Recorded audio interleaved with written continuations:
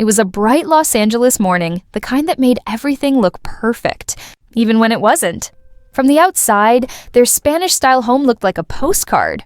White stucco walls, rose vines curling around the porch, and sunlight spilling through the blinds. Inside, Emily Parker moved like clockwork, the kind of woman who made perfection look effortless. Her husband, Ryan, had just left for work, kissing her cheek the same way he always did, soft, routine, and emotionless. She didn't notice it until later, how automatic it felt. That morning, she was folding laundry when she heard the low rumble of Ryan's car pulling out of the driveway.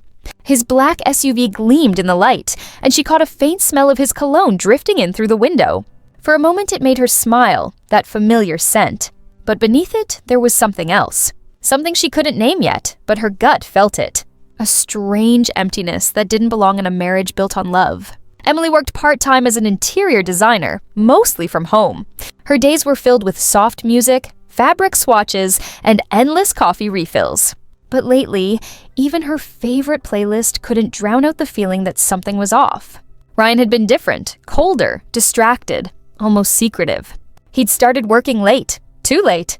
He claimed the new project at the firm was demanding, but his phone was always face down. His shirt smelled faintly of perfume she didn't own. That's when the first crack appeared. One afternoon, as she gathered the trash from his car, something she'd done 100 times before, she noticed a small black pouch tucked under the passenger seat. She pulled it out, thinking it was one of his gym accessories. But when she unzipped it, her heart froze.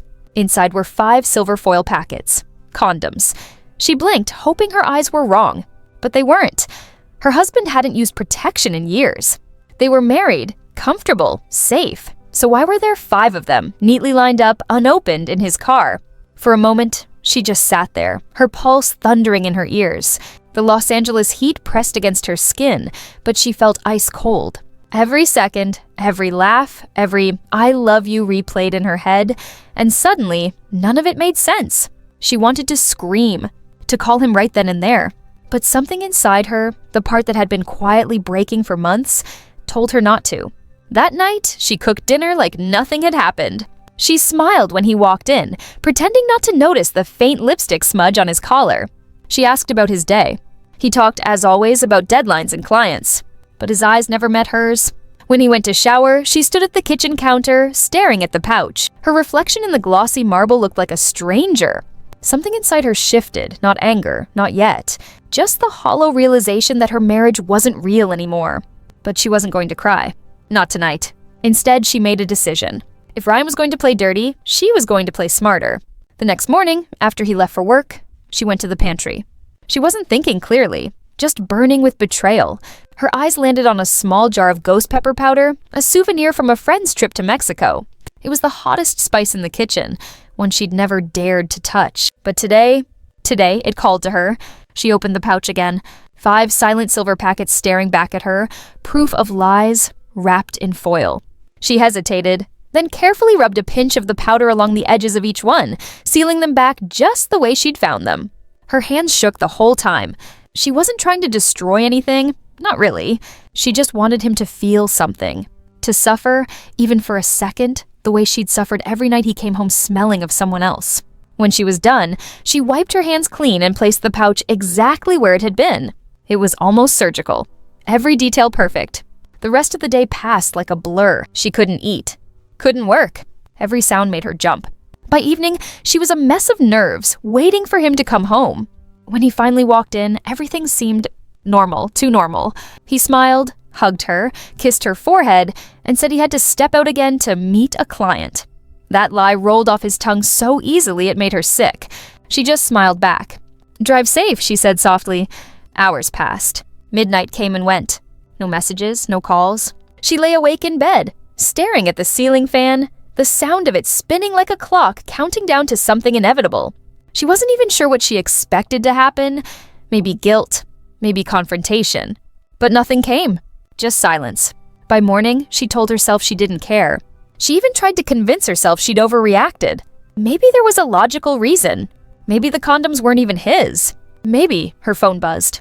A message from Ryan. Short, casual. "Might be late again tonight. Don't wait up." Her chest tightened. Not from pain this time, but from fury.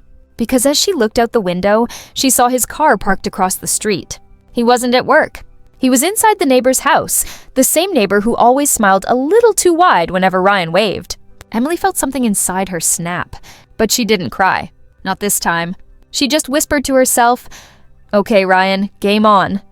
And when she said it, her voice was calm. Too calm. The kind of calm that only comes before a storm. She closed the curtains, picked up her phone, and started recording. Whatever he was hiding, she was going to expose it all. Because this time, she wasn't the one being played.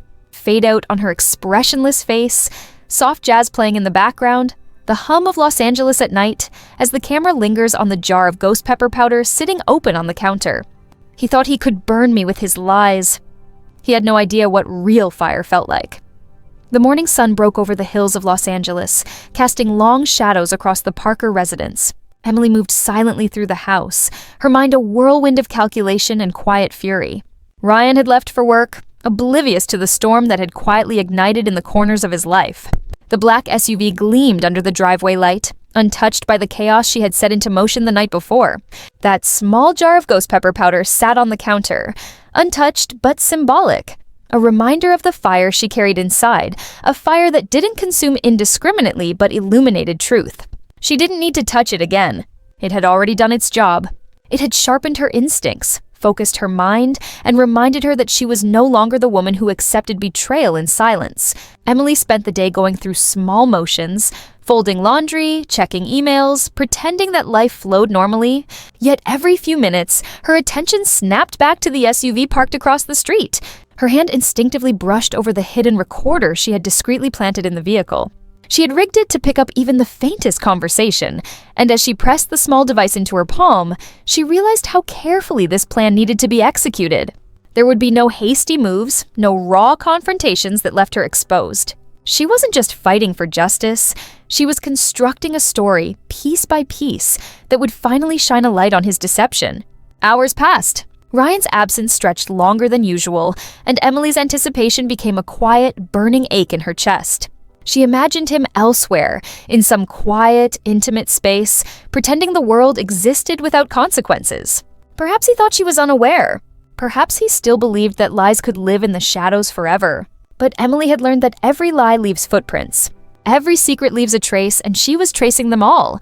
By late afternoon, Emily decided to take the first step outward. She put on a light jacket, sunglasses, and stepped out of the house, blending into the bustling Los Angeles streets. The city hummed with indifferent life. The kind of indifferent life that had once lulled her into comfort and now mirrored the apathy Ryan had shown toward their marriage. She walked calmly to the cafe near the corner of Sunset Boulevard, sitting at a table with a perfect view of the Parker SUV parked in front of their neighbor's building.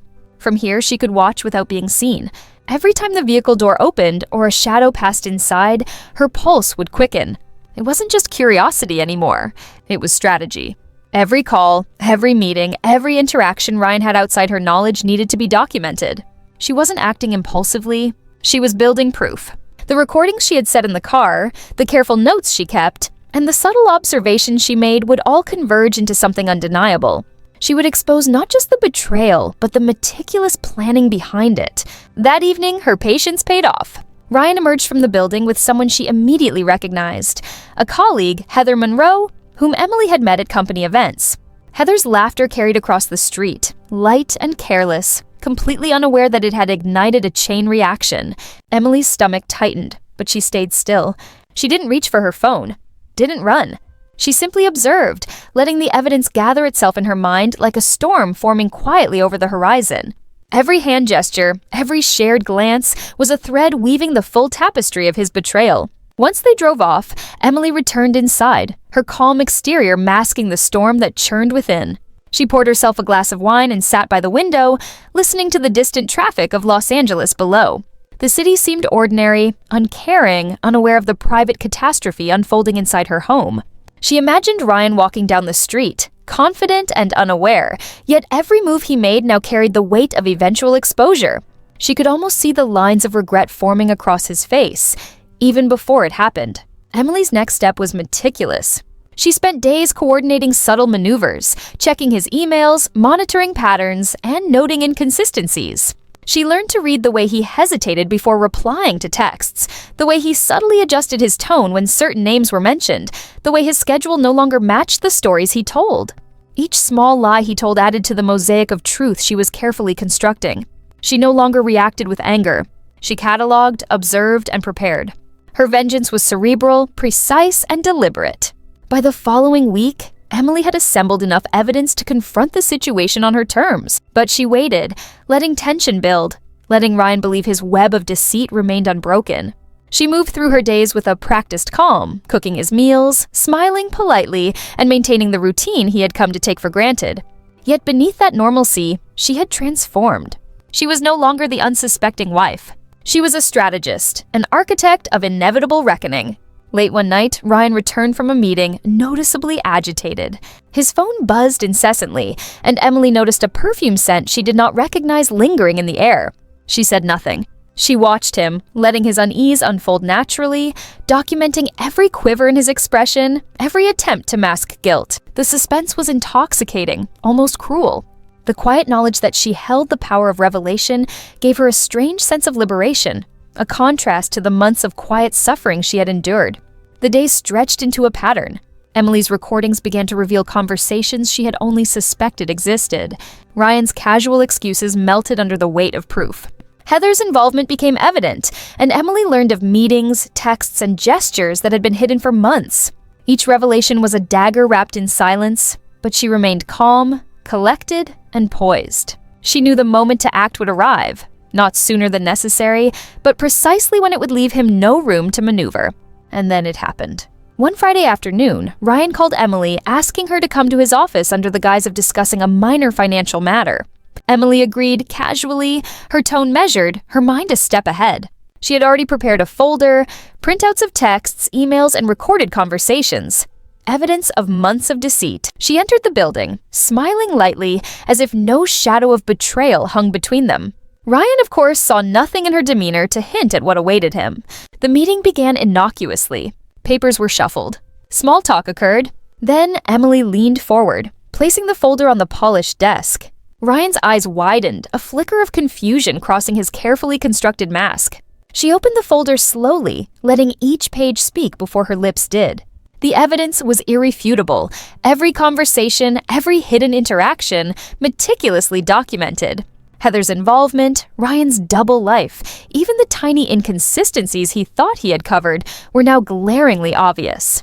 Ryan's attempt to speak was stammered, hollow, weak.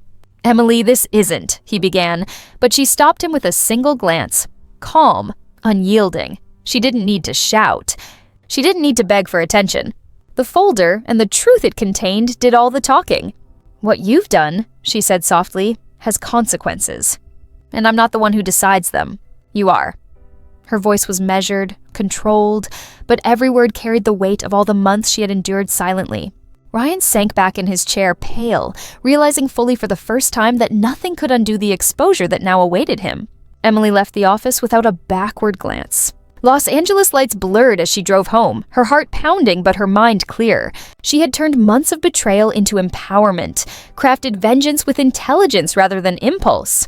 Every step she took now was deliberate, guided by clarity rather than chaos. That night, as she poured herself a cup of tea, the folder sat on her desk, the evidence of months of careful planning.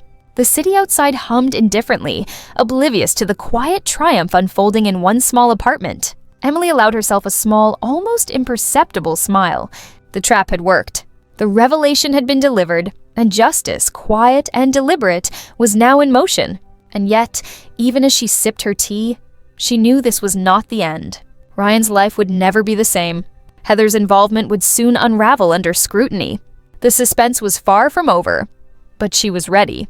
She had transformed from the wife betrayed into a strategist, a woman who held power with calm precision. He thought his lies were invisible, but in Los Angeles, the truth always finds a way. And I've already set it in motion. The week after Emily's quiet revelation began, Los Angeles seemed unchanged on the surface. Traffic jammed along Sunset Boulevard, neon signs flickered as dusk settled, and coffee shops filled with the same faces bustling through their routines. But inside the Parker household and beyond, the world had shifted irrevocably. Emily moved through her days with a calm purpose, her exterior carefully controlled, while the truth she had unearthed spread like wildfire beneath the surface. She watched the city from her apartment balcony, a glass of water in her hand, listening to the hum of cars, the distant wail of sirens, and the faint murmur of lives that knew nothing of the silent reckoning unfolding in the streets below. Ryan, unaware of the speed at which his carefully constructed lies were unraveling, continued to stumble through his days with an increasing sense of unease. Emily had chosen not to announce her evidence publicly yet. Instead, she had strategically contacted the HR department at Ryan's company, sending an anonymous tip that hinted at improprieties without exposing her identity. The emails she had collected, along with recordings that captured whispered conversations and incriminating laughter, were compiled meticulously. Every message, every slight gesture, every trace of deception had been archived in a digital vault she had designed for this very moment. She wasn't seeking humiliation for the sake of cruelty. She was creating leverage, ensuring accountability, and watching carefully as the first domino began to fall. It began subtly at first. Ryan noticed colleagues glancing at him in a new way, eyes narrowing ever so slightly when he passed by. He tried to ignore it, telling himself it was paranoia, but the atmosphere in the office had changed. Murmurs carried over cubicle walls, faint laughter interrupted by sudden silence whenever he entered a room. Emily had orchestrated it perfectly. She knew the slow burn of exposure would be far more devastating than an immediate confrontation. Reputation, after all, was a delicate thing in a city like Los Angeles, where appearances often outweighed truth. By midweek, the gossip had solidified into a tangible tension. Heather Monroe, Ryan's colleague and the one who had woven herself into his double life, began showing signs of discomfort. She avoided the break room, lingered behind doors, and her phone buzzed constantly with mysterious texts that Emily knew she had set in motion. Emily had sent a carefully worded anonymous tip to a trusted HR officer, enough to spark curiosity, enough to trigger investigation, without ever revealing her identity. The law of cause and effect was working in her favor, and she watched from the sidelines with an almost clinical fascination. Meanwhile, Emily maintained her personal life as though nothing had changed. She picked up her daughter, Lily, from school, attended soccer practice, and prepared dinners that smelled comforting and normal. Friends who called noticed nothing out of the ordinary, yet Emily's mind never rested. Each day, she replayed the moments she had observed in Ryan's SUV, the snippets of conversations she had captured, the subtle interactions that had seemed innocent, but now formed a narrative of deceit. Her sense of control grew, not from anger, but from the knowledge that truth had a power far greater than any impulsive confrontation could. As the week drew to a close, Emily decided it was time to push the exposure further. She arranged a subtle, coincidental meeting with Ryan, ostensibly about a minor financial question regarding shared investments. He arrived, confident in his routine and unaware of the shifting tides. Emily greeted him with her usual warmth, a soft smile and calm tone, hiding the storm that lay beneath. She led him into the living room, casually seated him, and left a stack of papers in plain view, carefully positioned so he would notice without suspecting the full weight of their meaning. Ryan's eyes flicked over the documents, confusion dawning slowly as he recognized familiar names, email threads, and phrases he had thought disappeared into obscurity. His attempts to explain, to deny, were clumsy and unconvincing. Emily remained silent, letting the tension do the work. Every pause, every stutter, every futile attempt to twist reality in his favor strengthened her control. She wasn't seeking vengeance through confrontation. She was wielding truth as a scalpel, precise and merciless. Across town, the ripple effect was already visible. HR had quietly begun cross-referencing internal communications, noticing anomalies in work schedules, attendance logs, and email patterns. What Emily had documented perfectly aligned with these discrepancies, creating an undeniable pattern. Heather, once confident and untouchable, began receiving subtle inquiries about her work conduct. Her attempts to hide her anxiety failed, and soon the whispered rumors of impropriety and personal involvement became an unspoken topic of conversation throughout the office. Emily watched it unfold from her desk at home, sipping herbal tea, feeling neither triumph nor malice, only satisfaction at the slow but inevitable reckoning. One evening, as Los Angeles was bathed in golden twilight, Ryan called Emily, his voice tight and measured. He asked her if she had shared any of the information with HR or others. Emily responded casually, almost laughing, with a soft, "I wouldn't need to. Things have a way of revealing themselves." That single sentence sent a shiver through him. He realized belatedly that the web of his deceit was collapsing without her ever needing to confront him directly. Panic edged his tone as he asked questions he already knew the answers to. Emily, as always, maintained her calm demeanor, letting him grasp the weight of his actions without saying another word. By the following week, the office atmosphere had transformed. Colleagues who once treated Ryan with respect now regarded him with suspicion. Every interaction was scrutinized. Whispered exchanges, subtle nods, and the occasional smirk made it clear that his private life had begun infiltrating the public sphere. Heather, aware that Emily's strategic planning had indirectly exposed their affair, tried to maintain composure, but every gesture betrayed her growing fear. The chaos was quiet but pervasive, infiltrating meetings, shared projects, and everyday office banter. Emily's invisible hand guided the course, ensuring the truth's reach without her having to confront them directly. At home, Emily continued her life with Lily, ensuring that no hint of the office turmoil ever reached the child. She prepared dinners, helped with homework, and maintained the facade of normalcy while simultaneously orchestrating the perfect exposure. She found herself writing notes, organizing evidence, and strategizing further steps, all while cultivating a calm exterior that belied the intense focus within. Each evening, she would review recordings, emails, and photographs she had discreetly captured over the past weeks. The careful assembly of information became almost ritualistic, a way to convert her pain into precise, purposeful action. One Thursday afternoon, the first tangible result of her plan arrived. Ryan was summoned to HR for a formal discussion about improprieties.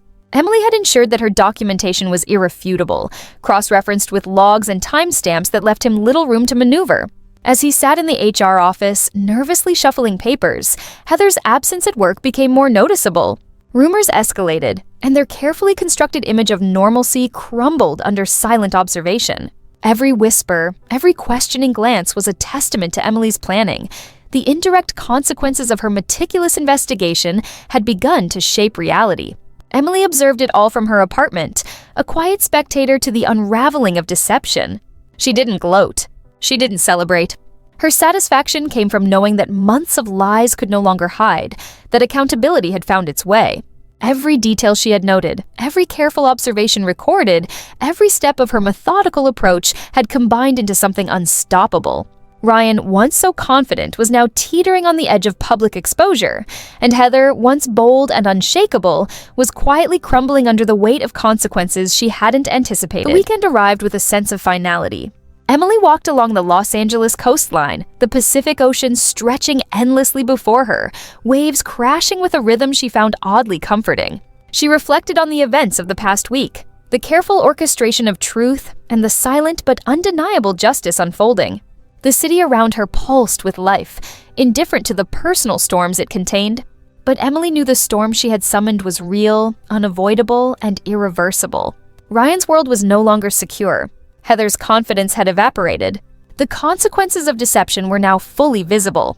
And yet, even as the sun set over the Pacific, a final twist remained. Emily had chosen not to reveal her full identity as the orchestrator of the exposure. She remained in the shadows, observing, recording, and waiting. The trap was in motion, but the ultimate reckoning had not yet arrived. The cliffhanger was set. Ryan would soon face a confrontation that combined professional accountability with personal revelation. Emily, calm and collected, prepared for the moment when all truths would emerge, knowing that every step had been deliberate, every action calculated, and every reaction earned. He thought he had controlled the chaos. But in Los Angeles, secrets never stay buried. And I am still watching patiently as the storm unfolds. The city of Los Angeles felt warmer that Monday morning. The sun spilling across the high-rises of downtown like nothing had changed. But Emily knew differently. The facade of normalcy Ryan tried to maintain had begun cracking under pressure, and every interaction he had was now laced with tension. Emails that had once gone unnoticed were now scrutinized. Casual office chatter had taken on a tone of hushed judgment, and whispers in the break room, once fleeting, now carried weight. Emily, observing from her apartment across the city, felt a strange satisfaction in the quiet orchestration of events. She had not lifted a finger in public, yet every consequence Ryan faced was a direct result of her careful documentation and strategic planning. Her mornings began with the same calm precision she had cultivated over the past weeks. She brewed coffee while reviewing the latest threads of information she had compiled, Timelines, receipts, photos, and audio recordings, all meticulously cataloged.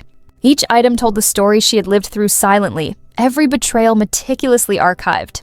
She had anticipated Ryan's next moves, the micro-expressions of guilt he could not hide, and she had placed herself in a position to watch it all unfold without interference. The quiet power of observation, Emily realized, was more satisfying than confrontation. But the stage was set and the public reckoning could no longer be avoided.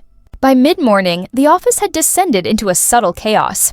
Ryan entered as usual, briefcase in hand, but his confident stride faltered the moment he caught a group of colleagues exchanging knowing glances. Heather, who had once moved through the office like a shadow of invincibility, was now absent. Excuses about sudden illness had only heightened suspicion. The whispers about weekend activities, personal calls, and unexplained meetings circulated like wildfire, their origin unknown to most, but Emily knew precisely where it began. She had left a trail, an invisible path that ensured the truth would find its way to every corner of the office, and now the effects were undeniable. Emily watched as Ryan tried desperately to maintain composure during meetings. Each sentence he spoke was measured, careful, overthought, a thin veil over the growing panic. He checked his phone obsessively, unaware that Emily had prepared contingencies to make any message, any call, traceable if necessary. Heather's messages remained conspicuously absent, her sudden withdrawal noted by attentive colleagues. It was as if the office itself was conspiring to reveal the duplicity that had long gone unnoticed. A silent tribunal Emily had summoned without uttering a single word. She felt no joy in their discomfort, only the quiet satisfaction of inevitability. In the late afternoon, Emily received a call that confirmed the next phase of the fallout. HR had initiated formal inquiries into Ryan and Heather's conduct. Their meetings were confidential but thorough, and Emily knew that the pattern she had documented would leave them defenseless. The call gave her no glee, only a sense of calm mastery.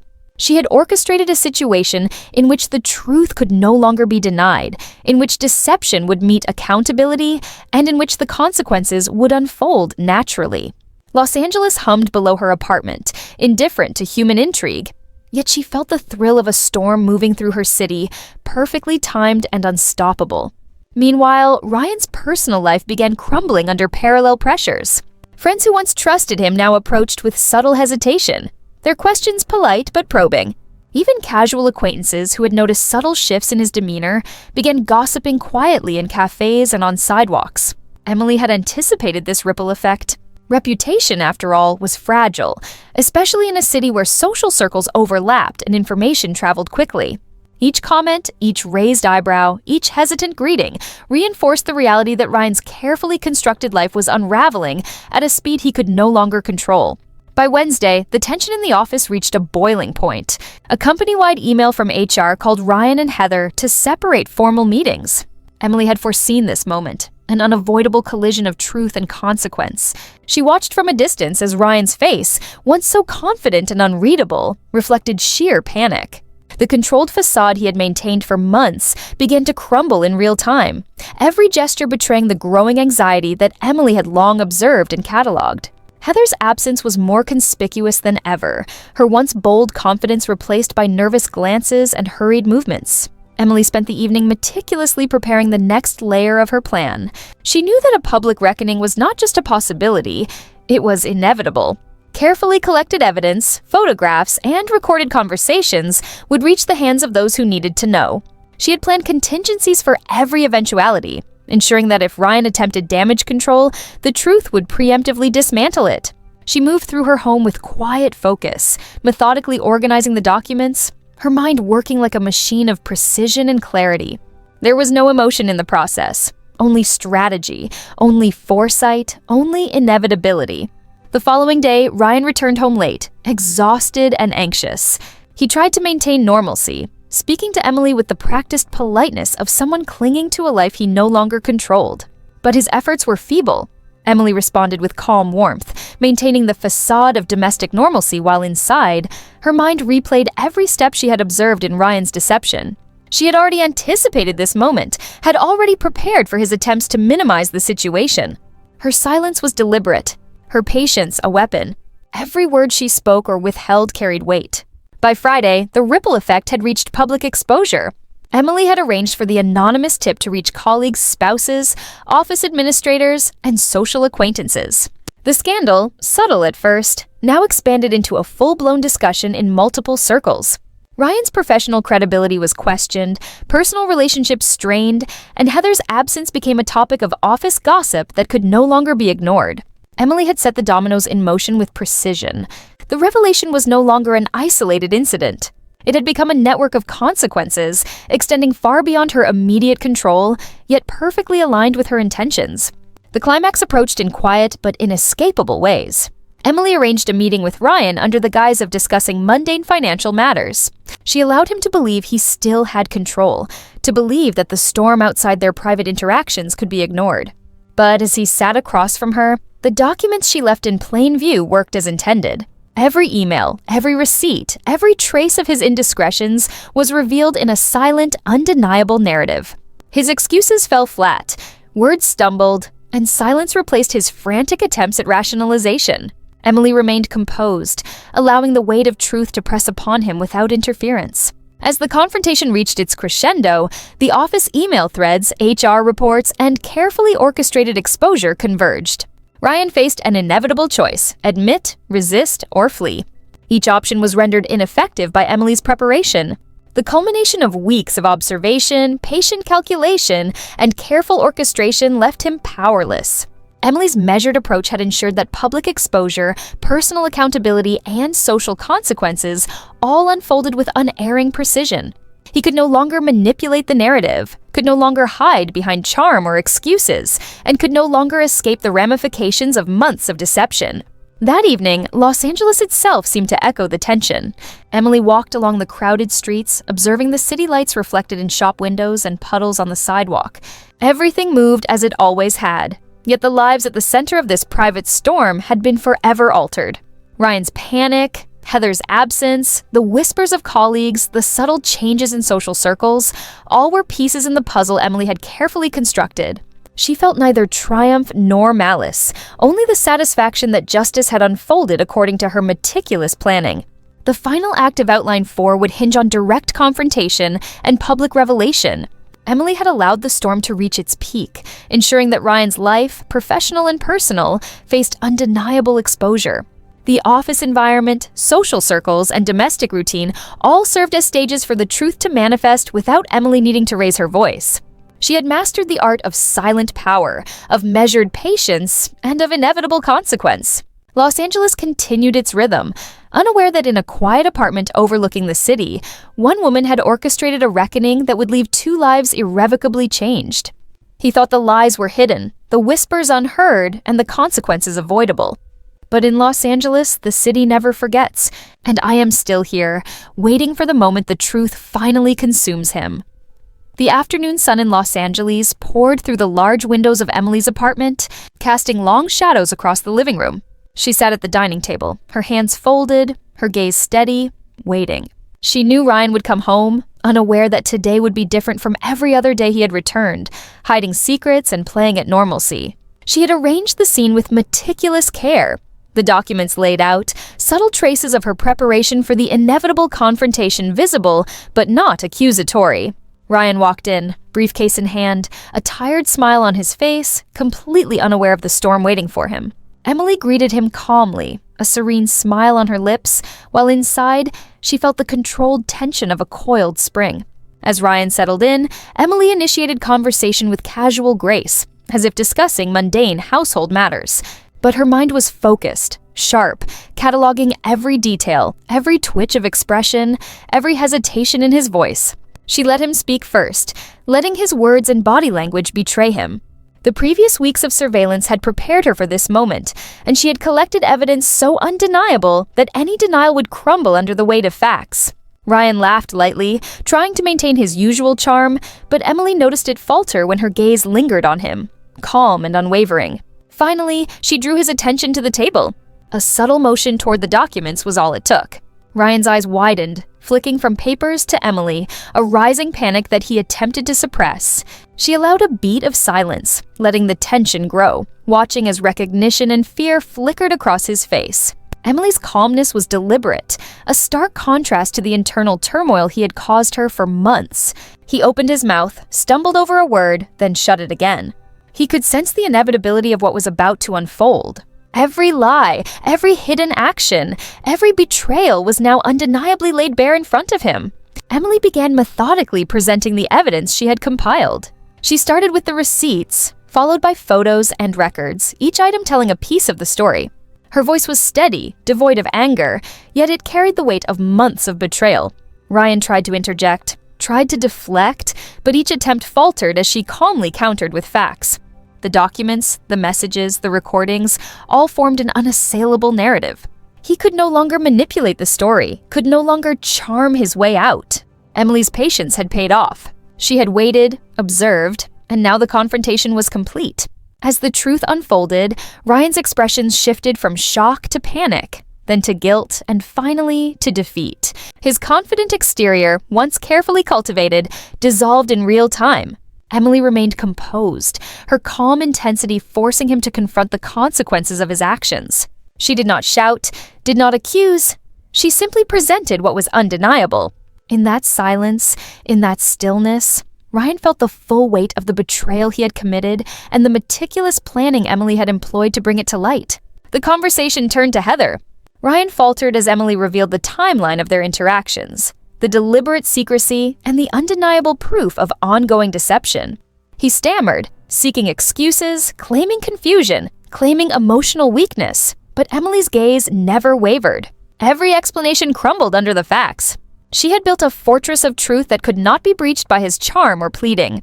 His usual tactics of manipulation and misdirection were useless. In those moments, Emily realized that her patience, her strategic observation, and her meticulous documentation had created a situation where the truth alone was sufficient to dismantle his defenses.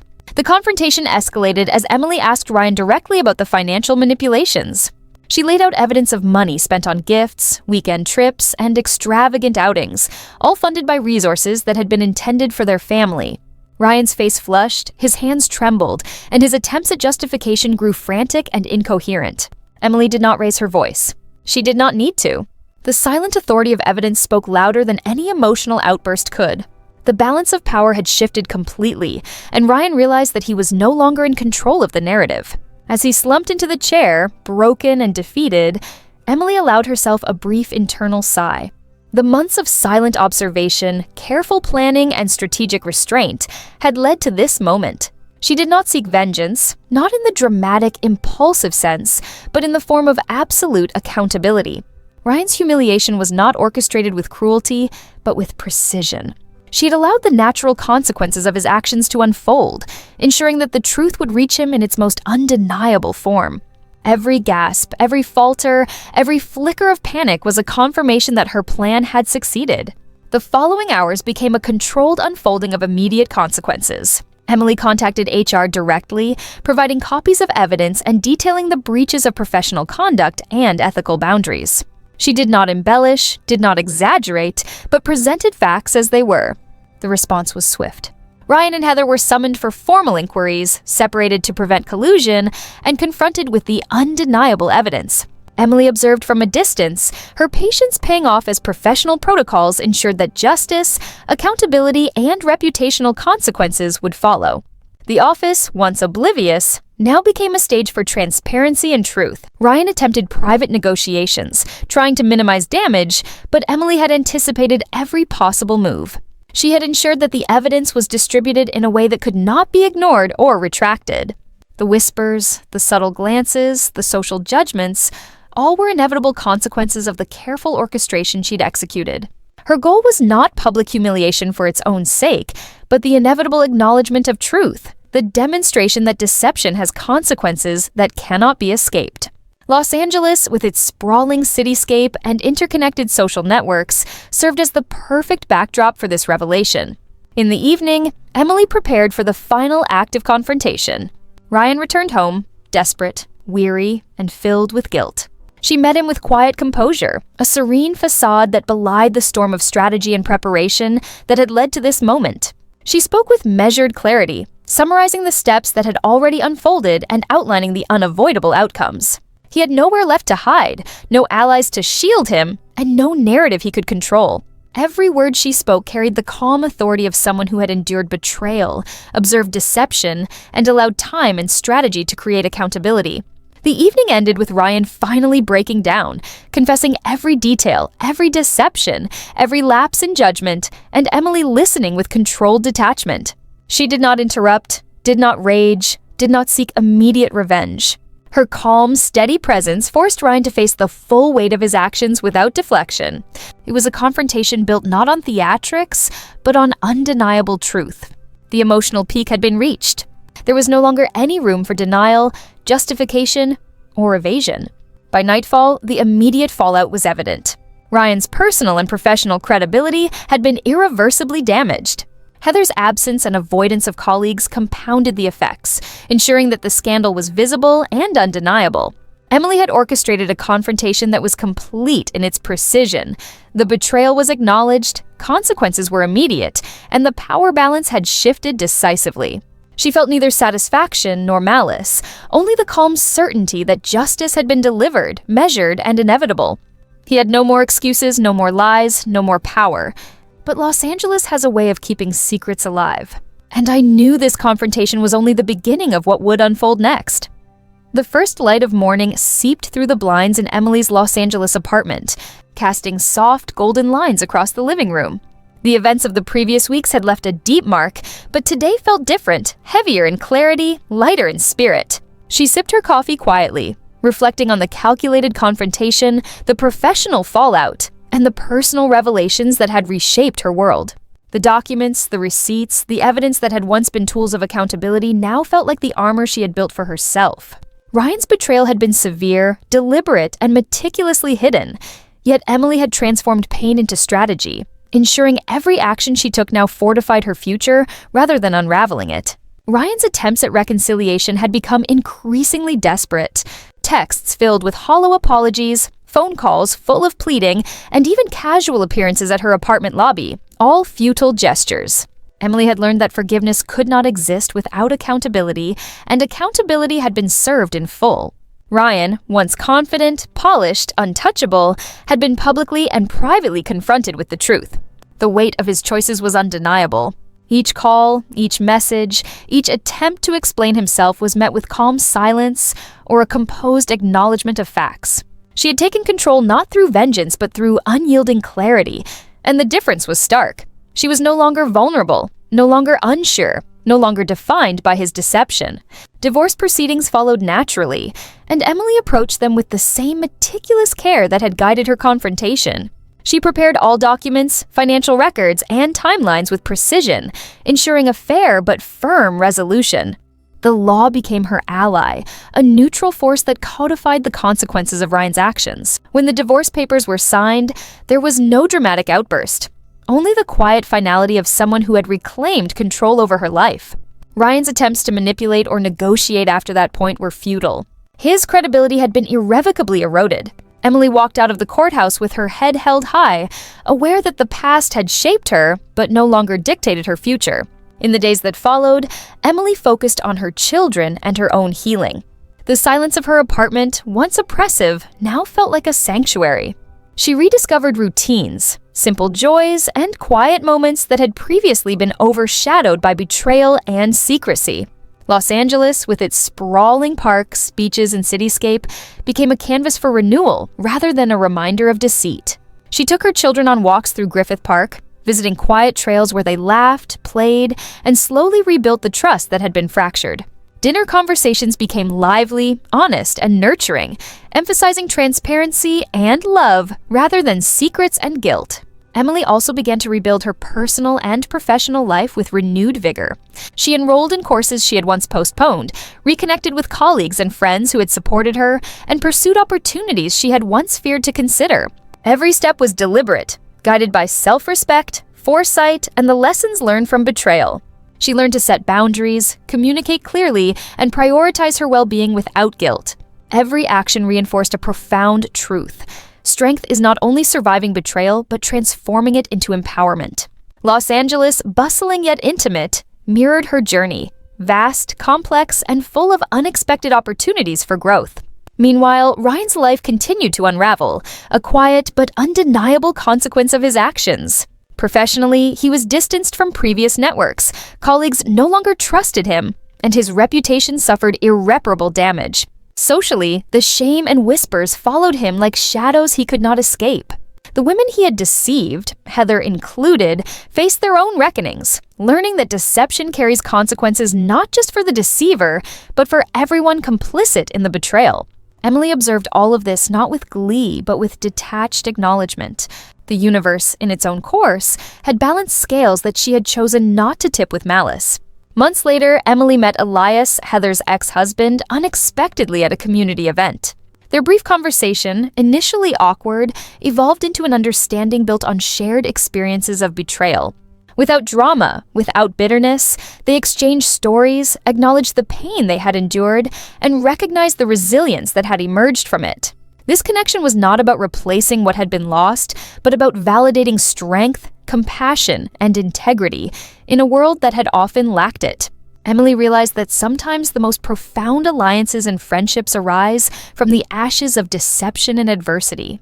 Emily's romantic life eventually re-entered her world, but this time with a sense of awareness and empowerment that had been absent before. She did not rush, did not seek to fill voids, but allowed relationships to develop naturally, rooted in mutual respect and honesty. Los Angeles provided a backdrop of new beginnings, cafes with quiet corners, sunset walks along Venice Beach, and the gentle rhythm of life moving forward. Emily found joy in small moments. Morning coffee, the sound of children playing, the simple act of watching the city awaken around her. These small joys, once overlooked, became symbols of survival, resilience, and conscious living. Reflecting on her journey, Emily recognized that betrayal had not destroyed her, but had awakened a force she never knew existed. She had faced lies, deception, and public humiliation with strategy, intelligence, and emotional discipline. She had transformed her anger into measured action, her despair into clarity, and her heartbreak into self-respect. Los Angeles, a city of reinvention and endless possibilities, became a mirror of her transformation. A city that witnessed pain, but also celebrated rebirth. Every choice she made now, every boundary she set, every act of self-care was a testament to the lessons she had learned. By the end of her story, Emily understood that life does not always offer second chances in the form of returning relationships, but it does provide the opportunity to rebuild stronger, wiser, and more self-assured. She did not need to dwell on Ryan, Heather, or the mistakes of the past. She had reclaimed her narrative, rewritten her future, and embraced the quiet power of living authentically. The betrayal that had once defined her now existed as a chapter in her story, a painful but necessary lesson that shaped the woman she had become. If my story resonates with you, remember that strength comes not from avoiding pain, but from facing it, learning from it, and rising above it. Share your thoughts in the comments, tell me where you're listening from, and if you want more real-life stories of courage and resilience, hit that subscribe button and send a super thanks to support these journeys. Let's grow stronger together, one story at a time.